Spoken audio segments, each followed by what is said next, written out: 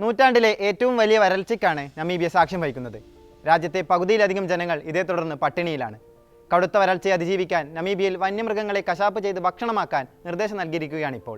83 കാട്ടാനകൾ ഉൾപ്പെടെ 300 സീബ്രകൾ, 30 ഹിപ്പോകൾ, 50 ഇംബാലകൾ, 60 എരുമകൾ, 100 നീലക്കാട്ടുപോത്തുകൾ എന്നിവയും ഇതിൽ ഉൾപ്പെടുന്നുണ്ട്. 723 വന്യമൃഗങ്ങളെ കൊന്നൊടുക്കാനാണ് രാജ്യം പദ്ധതിയിടുന്നതെന്ന് ന്യൂയോർക്ക് ടൈംസ് റിപ്പോർട്ട് ചെയ്തു. ഭക്ഷണം ലഭ്യമാക്കാനും മനുഷ്യ വന്യജീവി സംഘർഷം കുറയ്ക്കാനും കൂടിയാണ് ഈ നീക്കത്തിന് ലക്ഷ്യമെന്നും റിപ്പോർട്ടിലുണ്ട്. കഴിഞ്ഞ വർഷം സിംബാബ്വേയിൽ ആനകൾ കുറഞ്ഞത് 50 പേരെ കൊന്നതായി റോയിറ്റേഴ്സ് റിപ്പോർട്ട് ചെയ്തിരുന്നു. കടുത്ത വരൾച്ച കാരണം ജനുവരിയോടെ സിംബാബ്വേയിലെ ഏറ്റവും വലിയ ദേശീയോദ്യാനത്തിൽ 160 ആനകളോളം ചരിഞ്ഞിരുന്നു. വന്യമൃഗങ്ങളെ ഭക്ഷിക്കുന്നത് നമീബിയക്കാർക്ക് പുതുമയുള്ള കാര്യമല്ല.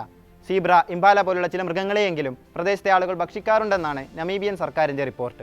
ഇതിനകം കുറഞ്ഞത് 157 മൃഗങ്ങളെയെങ്കിലും കൊന്നതായും അവയിൽ നിന്ന് ഏകദേശം 63 ടൺ മാംസം ലഭിച്ചതായും മന്ത്രാലയം അറിയിച്ചു. നിരവധി ദേശീയ പാർക്കുകളിൽ ആനകൾക്കും മറ്റ് ജീവികൾക്കും വെള്ളം എത്തിക്കുന്നതിനു വേണ്ടി ഫണ്ട് ശേഖരണ പ്രവർത്തനവും നടക്കുന്നുണ്ട്. പ്രകൃതി വിഭവങ്ങൾ നമീബിയൻ പൗരന്മാരുടെ പ്രയോജനത്തിനായി ഉപയോഗിക്കാമെന്ന് ഭരണഘടന പറയുന്നുണ്ടെന്ന് പരിസ്ഥിതി, വനം, ടൂറിസം മന്ത്രാലയം വ്യക്തമാക്കി. തെക്കൻ ആഫ്രിക്കയെയാണ് വരൾച്ച പ്രധാനമായും ബാധിക്കുന്നത്.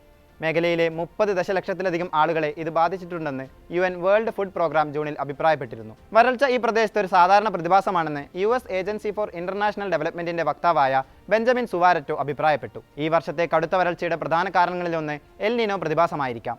വാർഷിക മഴയുടെ പകുതിയിൽ താഴെയാണ് ഈ പ്രദേശങ്ങളിൽ ലഭിക്കുന്നതെന്നും അദ്ദേഹം കൂട്ടിച്ചേർത്തു. ആളുകൾക്ക് മാത്രമല്ല, മൃഗങ്ങൾക്കും ഭക്ഷണമില്ലെന്ന് നമീബിയയിലെ വേൾഡ് വൈൽഡ് ലൈഫ് ഫണ്ടിന്റെ ഡയറക്ടർ ജൂലിയൻ സീഡ്ലറും അഭിപ്രായപ്പെട്ടു.